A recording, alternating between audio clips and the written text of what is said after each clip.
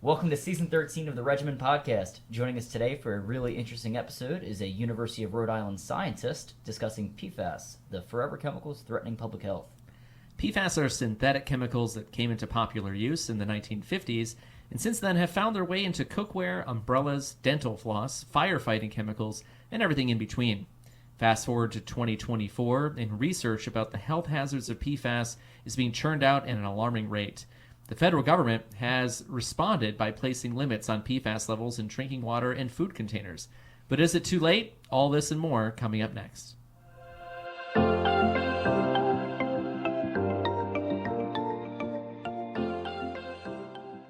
Hello friends, today is Monday, April 22nd, 2024. Welcome to the Regimen, where public health pharmacists, pharmacy students, and our guests discuss the latest public health issues and their solutions.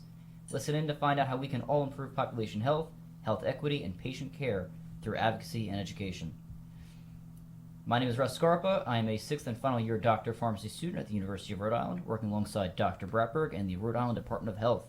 And I'm Jeff Bratberg. I'm a clinical professor of pharmacy practice and clinical research at the URI College of Pharmacy and the Academic Collaborations Officer at the Rhode Island Department of Health. As a reminder to our listeners, the opinions expressed in this podcast by the hosts and guests do not represent the opinions of the United States government, the Rhode Island Department of Health, nor the University of Rhode Island. And we are here with Dr. Angela Slitt, a professor and scientist here at the University of Rhode Island College of Pharmacy. She's an established researcher in the fields of pharmacology and toxicology, especially as it pertains to the effects of PFAS on the body. Hi, it's great to be here. I'm Dr. Slitt, and I'm happy to talk to you about PFAS today. What are PFAS? PFAS are molecules of carbon and fluorine. And really the takeaway from that is that the carbon-fluorine bond is extremely, extremely tight, and it requires incineration of upwards of 900 degrees Fahrenheit to break that bond. So these molecules are combinations of carbons and fluorines. And there's different sizes and lengths and molecular weights. So what about those special bonds make them useful? Sure. So PFAS, when we think about, say, PFAS or PFOA, as many of you have heard of before, they can be resistant to temperature. They can be resistant to water. They are used as surfactants, which are kind of detergent-like properties. So they have many, many uses. I think any of you who have had a new rug and then spilled something on it and had it beat up conveniently to wipe away, that rug was treated with some form of PFAS. And so they can be very useful. With that said, there are issues with their ability to be broken down that have caused concern for human health. Interesting. Yeah, so what properties make them dangerous? It sounds like we've only said good things, and they're so ubiquitous, from firefighting fluids to dental floss. So, I mean, it sounds like they're everywhere. They are everywhere. And I would be careful. The word dangerous sounds scary and loaded, so I wouldn't say they're dangerous. However, their persistence, their ability to, so one analogy I've used before is they're like a bad house guest. They easily get into the body. They're almost completely absorbed. So as pharmacists, when we say that they're highly bioavailable, they're basically 98 to 99% absorbed in the body, but they don't leave. So that's where they become the bad house guests, where they come right in, they set up shop, but if you want them to leave and you try to get them to leave, it takes a lot of time. So the body can take years and years for them to be eliminated. So that's the issue, is that for impacted populations, is that they can easily get exposed, they easily take it up, but then their body can take years to eliminate them. So coming back to what makes them dangerous. The problem, aside from being persistent, is that they are associated with a decreased immune response, liver toxicity, hyperlipidemia, hypothyroidism, certain types of cancers, and reproductive issues. So it sounds like because they're absorbed, they also go everywhere in the body and affect all these organ systems, endocrine systems, everything like that. Yes, they definitely have a broad type of impact in the body. Largely, they accumulate in the liver, and so that's in part why we often see for most PFAS. There's an association with hepatotoxicity. But with that said, because they're so highly absorbed by the body, there are concerns for them being hazardous to other organ systems. And in particular, the immune system has been the system of interest with regard to endpoints related to regulatory. Interesting. Is that like, or do you see a theme where it's over stimulating the immune system, causing autoimmune diseases, or is it more like it's suppressing the immune system? Or is that too broad of a statement? No, that's not too broad of a statement. So in particular, the research that is of interest and has had a regulatory health impact is regarding response to vaccination and infection. So with regard to, it has to do with serum titer of antibodies, which realistically now, after having been through a pandemic, we have a general public that really understands what titer and what antibody levels mean. And so before the pandemic, research done by Philippe Grandjean, who is actually a member of the Department of Biomedical and Pharmaceutical Sciences and is a faculty member here at URI, had shown work done that PFAS exposure was associated with decreased serum antibody levels in association with vaccination, mostly in children. So these are actually decreasing your response to vaccines. Correct. Making them a little bit less Correct. effective. So it puts you at more risk of the vaccine preventable diseases. And that's kind of hard to track, right? Because you have decreased antibodies. People aren't just going to get their antibody level checked. So you don't really know that that's in effect, except you're like, oh, I got a vaccine and now I got the disease. You know, one of the things, just to contrast, I think that's interesting, just sort of an overview of toxicology is, you know, people are really concerned in Rhode Island and other places about lead exposure and how it causes neurotoxicity. Does this get in the brain too, or do we know what kind of brain effects it has? Yeah, so relatively speaking, brain penetration for the PFAS we know most about, PFOS and PFOA, is relatively low. Okay. But there's some evidence that some PFAS get to brain and can have adverse health effects. Those have not really been studied nearly as well compared to liver or immune system for humans. So there are some studies that show negative and adverse outcomes, but not nearly like there's been for lead. Now, along the same lines of a bad house guest, is it fair to say that PFAS are comparable to asbestos and lead, and that they're absorbed and accumulate in the body without a way to remove them? Yeah, definitely. Interesting. Definitely. So asbestos is a concern because that really gets trapped in the mesothelium of your lungs, and it's really hard for the body to clear those, and it's just aggravating to the lungs. PFAS are a little bit different in a mechanism, but the best way to describe PFAS is that they get into the body, and then PFAS find the molecules in your tissues a little bit like Legos. But if you imagine a Lego that gets stuck and you can't pull it apart, and that's the issue. So that it gets into the body, it binds to tissue to the point where that efficiency is so strong, there's nothing that can break it apart. And being pharmacists, right, most drugs can get biodegraded. So there's systems in the body to, say if you took Tylenol, it would get metabolized and go away. PFAS are not those types of chemicals. They're fluorinated. The fluorine bonds make them virtually indestructible. The body cannot break them apart. Yeah, so here we have, go ahead. Sorry. I was going to say, so the difference between like Tylenol is a synthetic drug, but it's sort of like every single Tylenol you've ever taken gets bound to your system. And you're not detecting any positive or negative effect each time you take a sip of water or use that dental floss that has PFAS or PFAS or PFAS in it. Is that similar too, or because it's so, the body was never designed to eliminate fluorinated compounds because we invented them? Like there's no biological equivalent?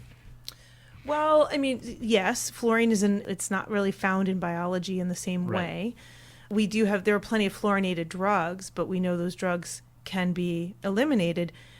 But with that said, the concern for PFAS is that a different analogy is that when you take a drug, you would like to be able to go off that drug and have that drug leave your body. Mm-hmm. PFAS, you don't have that luxury. Right. There are other ways we can eliminate PFAS, but just withdrawing the PFAS will take years for many of the PFAS, at least the legacy ones, to go away. That's so interesting. We talked about some of the things that PFAS are in, and they don't leave our bodies if our bodies ingest them, but they're also in the environment, which affects things, right? So they're in our air, they're in our water, which we'll talk about, in soil. So in light of rising health concerns, the Environmental Protection Agency, or EPA, just recently set new federal limits for PFAS levels in our drinking water, which was previously 70 parts per trillion, right? PPT. The acceptable limits have been lowered to 4 parts per trillion, which is virtually undetectable. But I think for our listeners, we're talking a lot about how PFAS don't get eliminated from our body. Those numbers are really, stark and different, but if you're not ever getting rid of it of your body, you really want the lowest exposure possible. What would you say about that recent EPA work? Yeah, so first of all, I know that EPA work extremely well because I was on the committee, the federal committee that vetted that document. Only the best guests here at the Regimen. Only the best. Well, thank you. So I am familiar with the debates about the endpoints and the numbers, if you will. And what I would just say is that I think because these chemicals are so ubiquitous, I think because the half-life is so long, and then because the evidence for altering immune endpoints is fairly strong at this point, it's supported by rodent models. Several groups have shown these effects, that 4 parts per trillion was really what the health advisory kind of went down to. And it's partially that the calculations and how this number was derived is a little bit different than how it had been previously. The previous 70 parts per trillion was based on rodent data. Okay. Whereas this 4 parts per trillion was based off of modeling and a new approach by the EPA using human data. So that's where the numbers are, why it's a little bit different. It's really about human safety through environmental safety. Yeah, and I think it's also addressing the fact that there are species differences and differences in response in particular to perfluorinated chemicals. And this was really a way to address that, was to use human-derived data. Sure. So now public water systems have 3 years to complete their monitoring and their water testing, and then another 2 years after that to purchase and install equipment to filter out PFAS if they find that they're over this limit under this new rule. Is that reasonable? So speaking on your own self, yeah. That's okay. So first of all, we need to put in the caveat here that this is really only for PFOA. The 4 parts per trillion really are only for a handful of PFAS, if that. But it's really for right now for PFOA.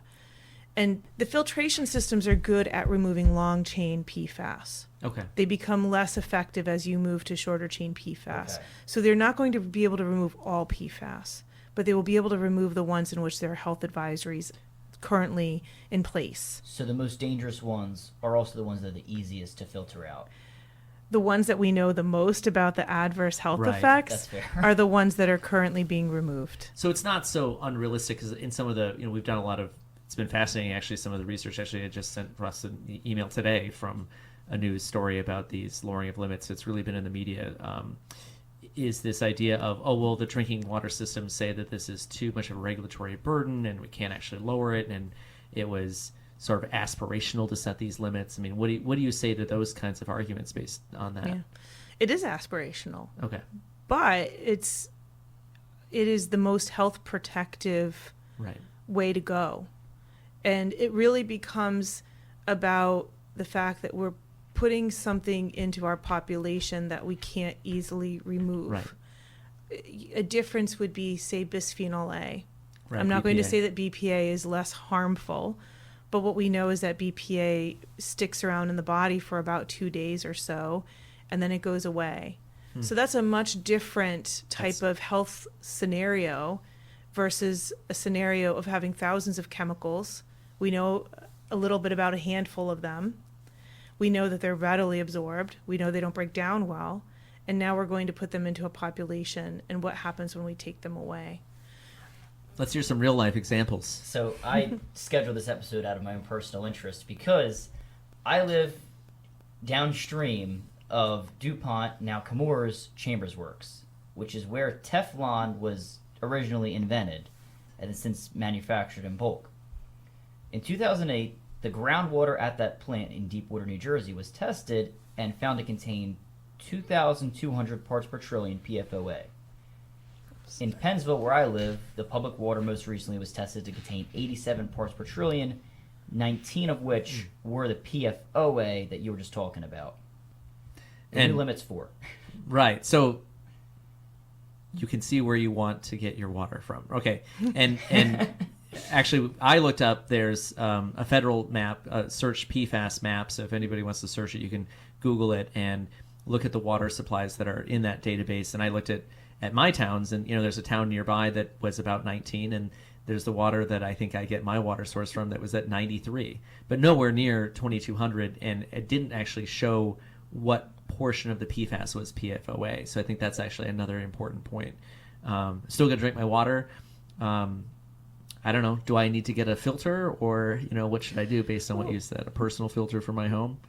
I guess what I would say is there's really no harm in having infiltration systems in your home in general. They're going to help with removing other types of chemicals in your water supply as well. So I think no matter what, if you can afford it. It's now this starts to become an issue with inequity if you can't afford to do something like that.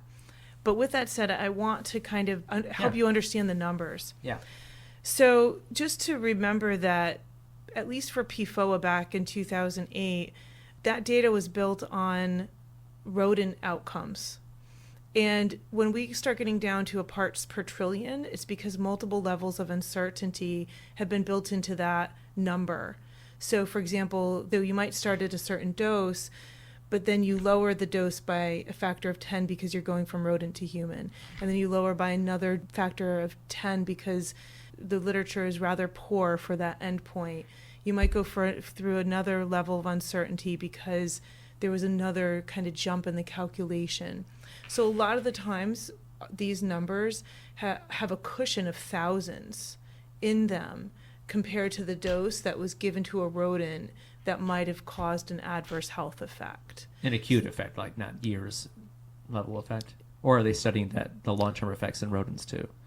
Subchronic, so it could be 28 days, it could be 2 years. It depends on if it's a cancer outcome or not. Right. Interesting. So there's some margin of safety with these numbers. Correct. It sounds like. Yes. So somebody should not say, "Oh my gosh, I live there," and of course, environmental racism, essentially, where people who live near these chemical plants and are more likely exposed. We all know the Flint, Michigan water crisis there with lead pipes, but still something to be concerned about. Well, I think it's that there's a large cushion of safety built into these numbers. Okay. So a factor of 10, while still concerning, realistically, there are, at least for this particular endpoint, multiple factors. But with that said, and let me back up and say, I have been in this situation, being a military dependent. We lived on an Army airfield, and as you know, there are many DoD sites across the country and the world where there's been PFAS contamination. So I understand where you're coming from and and why it matters. So again, I think when people can afford it, that they should use carbon filtration because we don't really know what's health protective for human based on that 4 parts per trillion. It's basically, let's get rid of all of this completely. Gotcha. Right. And let me just, I know I don't want to talk too much, but let me follow up on this one. What we know is that when 3M voluntarily withdrew with manufacturing for PFAS and PFHXS, our U.S. population's numbers went down. So they're about 1/6 of what they were back in 2000.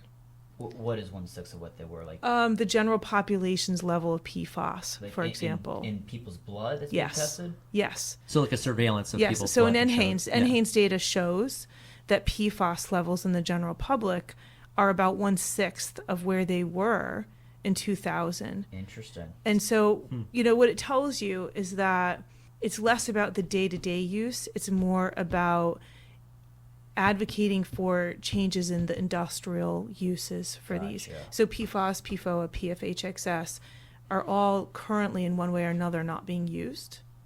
At least the manufacturers aren't. And so for that reason, those are declining in the U.S. general population. So other PFAS are climbing. Right. Well, it's the switch, right? It's sort of like, I guess I compare it to sort of, we see the ozone layer coming back after we removed chemicals that damaged the ozone layer, but they just replace it with refrigerant that has different things. Same Correct. thing, I believe, Yes. with like bisphenol A. was just replaced with another chemical that we Yes. probably don't know much Bisphenol about. F, yeah. So there, yeah. So Freon was also manufactured in Well, Newport, that's- New Jersey, by the way. okay. Oh, you're just the headquarters. Yeah, something along those lines. But so I don't want to give you some sort of false sense that PFAS, that everything's better. No.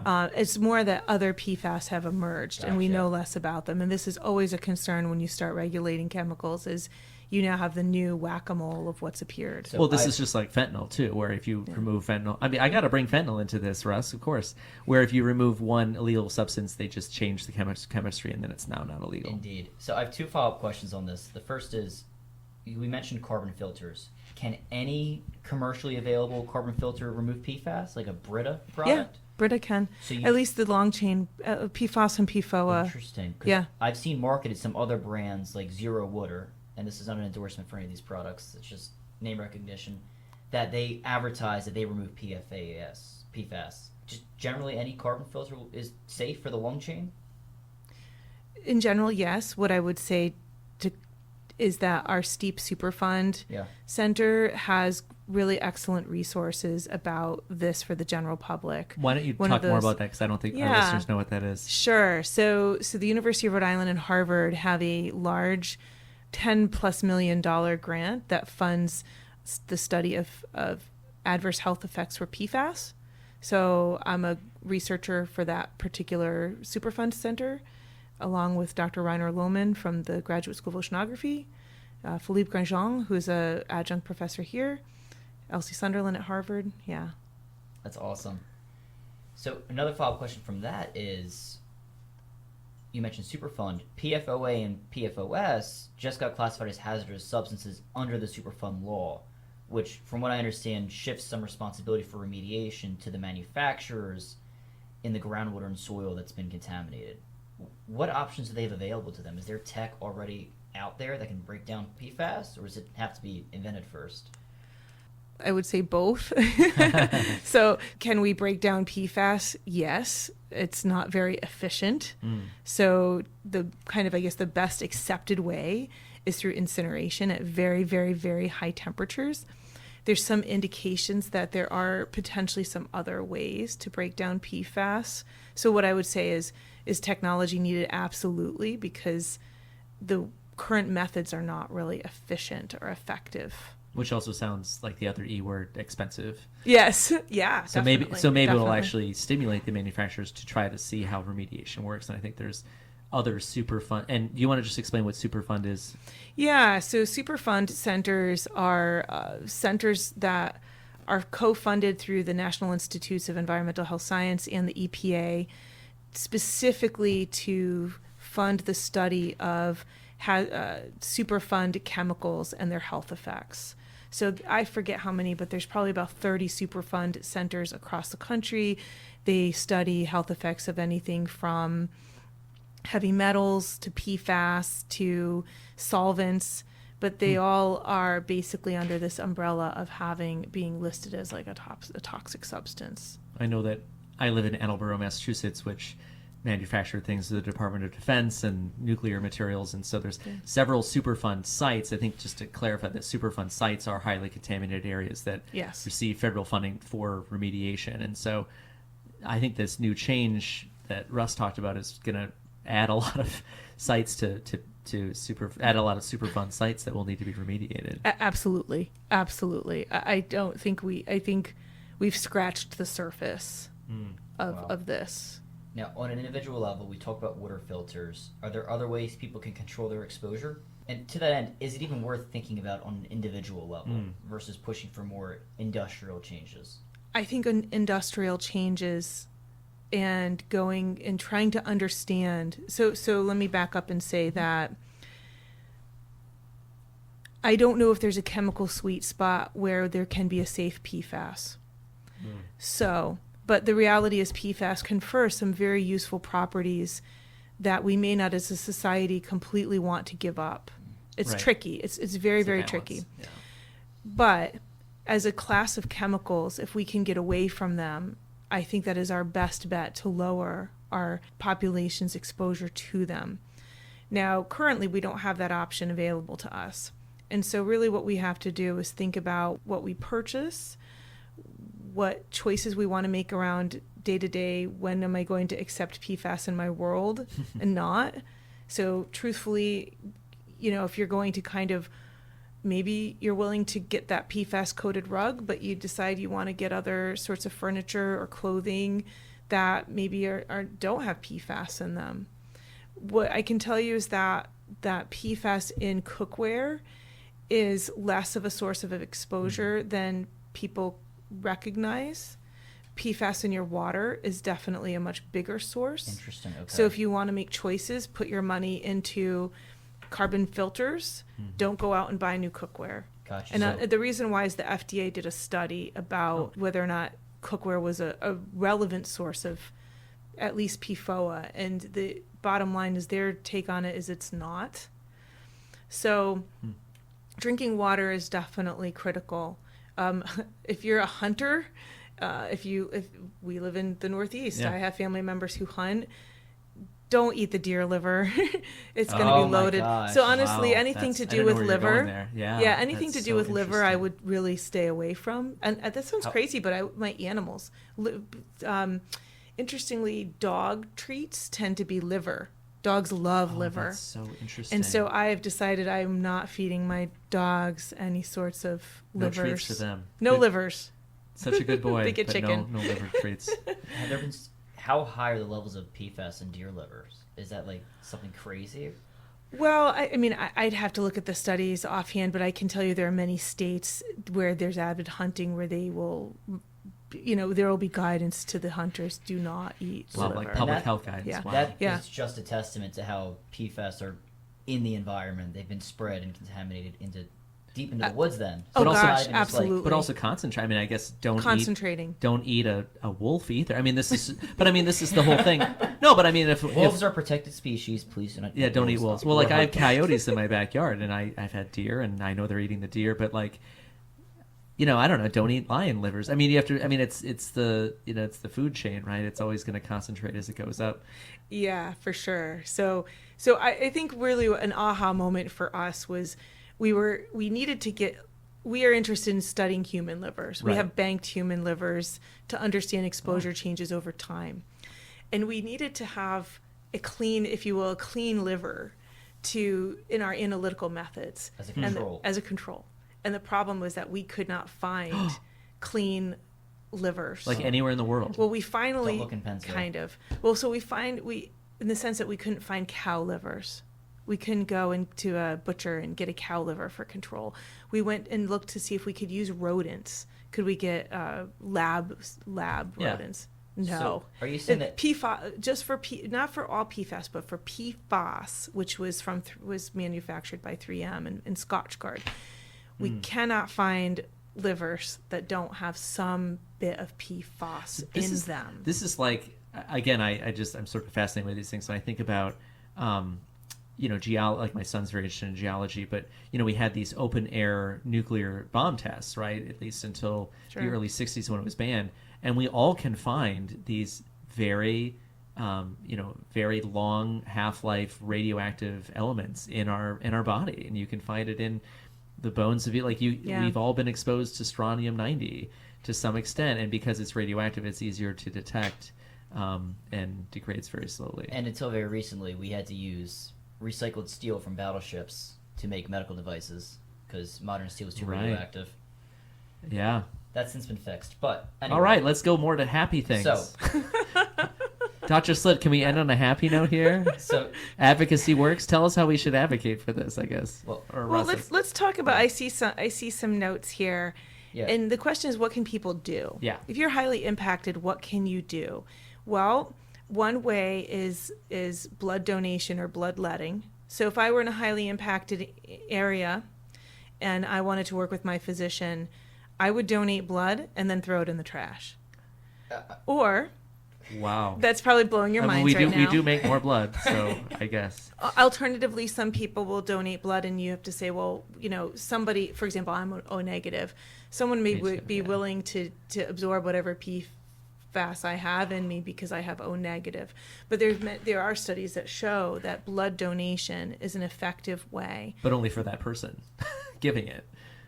Well, you're giving PFAS then to somebody else. Yes, but again, this is a bit of a risk calculation Okay, in the sense okay, that listening. if you're really needing O negative blood, you may You have acute you- needs Yeah, that are that's yeah. true. your needs are beyond. This is so interesting. So Yeah. what you're saying is one way of removing PFAS from the body is through blood donation, Yes. Yes. and that is effective. Yes. And females have Right. lower blood levels of PFAS in general because women who are of childbearing age Right. who are menstruating will have lower levels. Interesting. And So yeah, that's one way. and for our listeners, we are in a national blood shortage, so donate blood either way. Yeah. Please. And realize that your blood is actually divided So- up amongst most people. So to be Yeah, clear, how it's donated. So but- and it's a tricky one. I don't want to really get into the politics No, but I think of that, it's- but I think it's an interesting idea. But I think it's the idea of that I can't take an antidote to counter PFAS. I can't, right? I mean, we can't really eliminate it any way other than by donating tissue, and the tissue that we can regenerate is our blood, and so that's there one is way to do it. another way that Oh, boy. that came out recently. This is maybe more palatable, which is so cholestyramine No way. Oh, really? is yes, there's a study that there have been two, but one recently came out just about a month ago where they evaluated elimination of PFAS in individuals taking cholestyramine. And it was actually very effective in lowering PFAS over time for those individuals.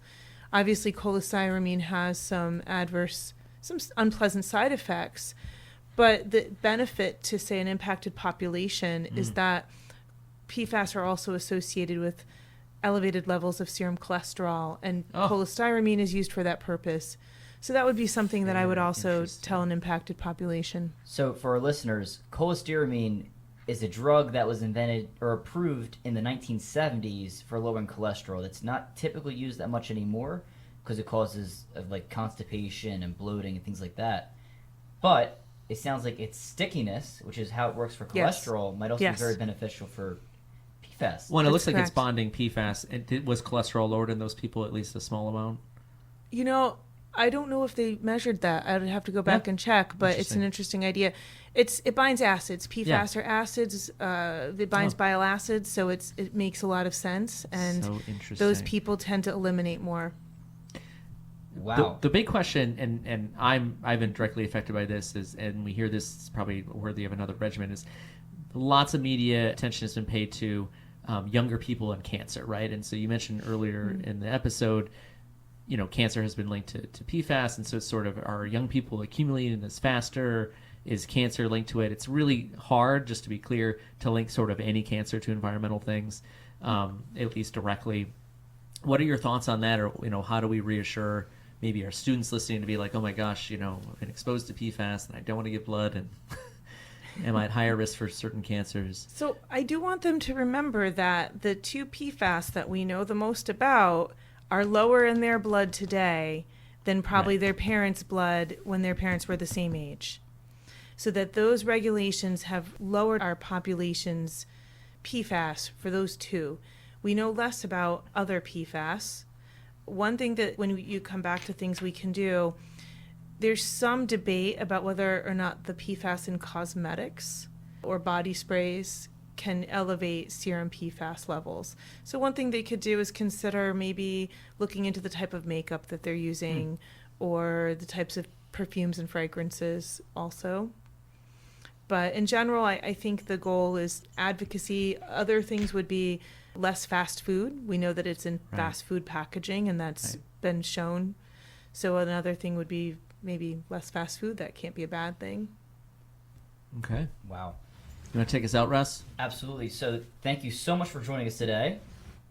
To summarize for our listeners, PFAS exist in the environment and they are everywhere, although regulation is working to lower these levels, which is reducing the risk to the individual.